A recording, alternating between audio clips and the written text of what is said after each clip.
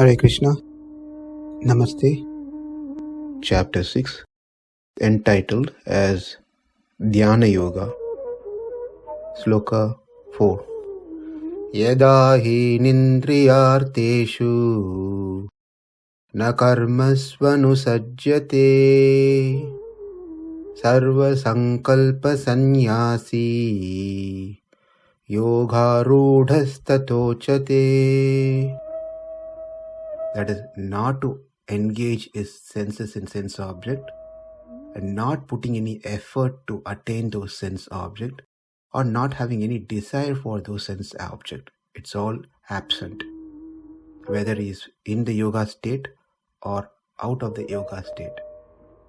But for one who has not attained to this stage, if he is still interested in experiencing sense objects and in the actions aimed towards securing those sense objects, then he must continue performing karma yoga. Until what point? Until his interest exists, he has to continue performing karma yoga. When the interest, the desire is dissolved, then he can stop doing karma yoga. Na anuṣajjate, free from engaging in three things. So it's important to note here that Krishna says he is free from engaging in these three things. Voluntarily gives up without any force in that stage.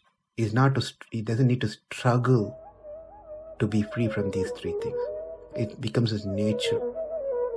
If one engages only in yogam, that is keeping Atma as the focus and Atma as the goal, then obviously one needs to be free and devoid of that which is not in relation to Atma. Recently, I had a chance to talk to a youth who was preparing for Step 2 exam in her medical career, and she was completely focused in preparing for the exam. She had no time to check her messages on her cell phone, no time to sit and chat, no time to eat, none of those things. Completely focused because she set her goal. This is what she wants to achieve. Therefore, when we set our goal and we are clear with our goal and our focus is over there, then we will be free of other things. We really won't be missing the other things. The biggest roadblock for one to stay connected to Atma are the nendriyārtheṣu, seeing anything and everything, hearing anything and everything, talking and eating anything and everything, and so forth.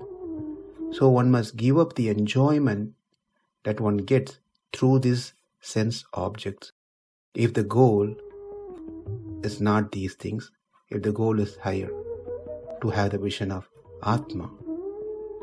Secondly, free from doing actions. What we saw now is removing oneself from the sense object. The second thing is the action, the activities. Free from doing actions, meaning accepting the instructions that given in the scriptures. If the scriptures says us to do certain things, we do it. And if it says not to do it, then we shouldn't do it. For example, kalanjam na bhakshaye. The scripture says that one should not consume onion and garlic. Then we should have faith and strictly follow what has been said in the Shastra. If someone says no, it has other health benefits, etc., then we are going against the Shastra. One might argue, what is wrong in taking these things? I put those things in my mouth, it goes very smoothly, without any difficulty, no problem. Why can't I take it in? But one should know that doesn't make it a qualified item to be consumed, as there are many things that can enter into our mouth without any problem, but we don't eat all of them. We all should be knowing an important truth. The truth is, the Vedas are our mother, real mother, which is way superior than any mothers that we might have had in several lifetimes. The Mother Veda knows what to give to her children and what not. As children, we should have complete faith in her words, knowing she will only do good for us and follow what she says.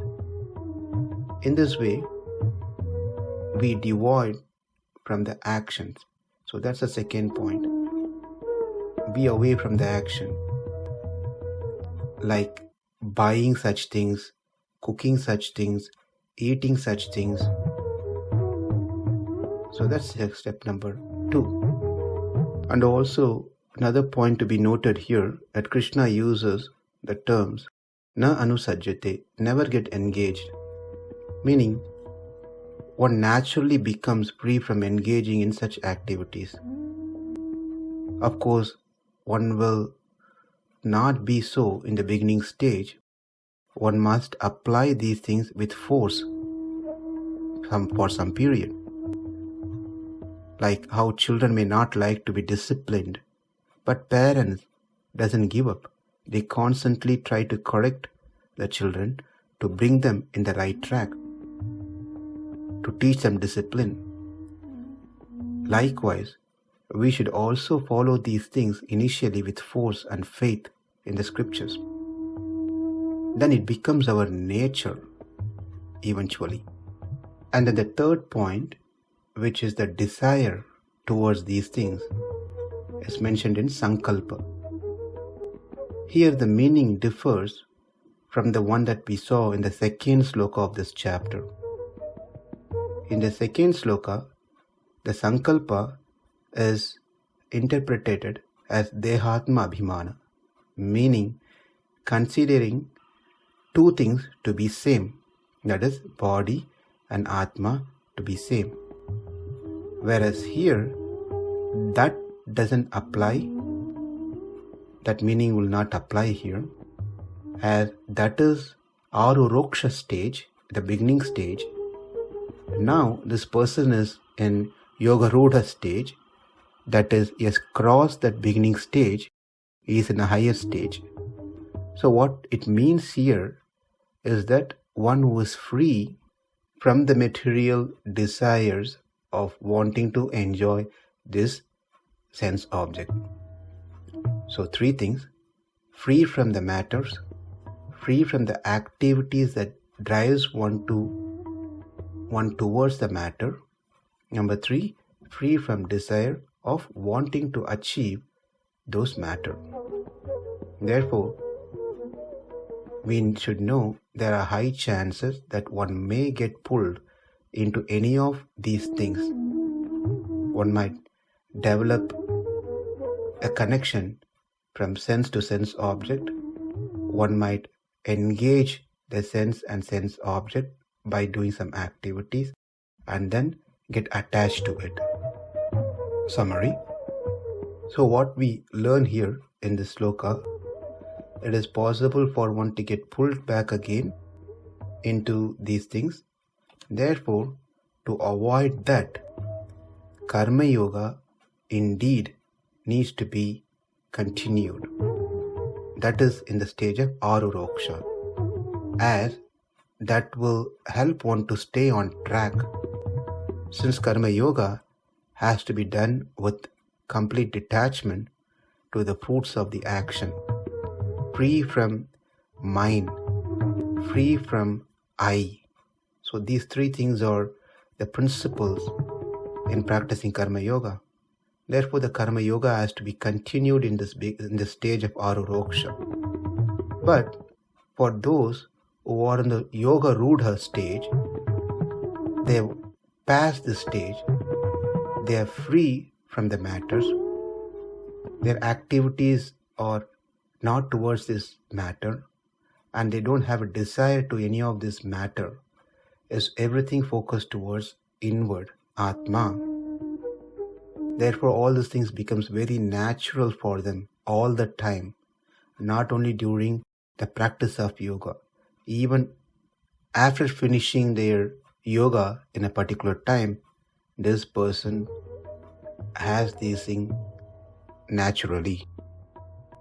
Yadā hi nendriyārtheṣu na karmasv anuṣajjate sarva-saṅkalpa-sannyāsī yogārūḍhas tadocyate.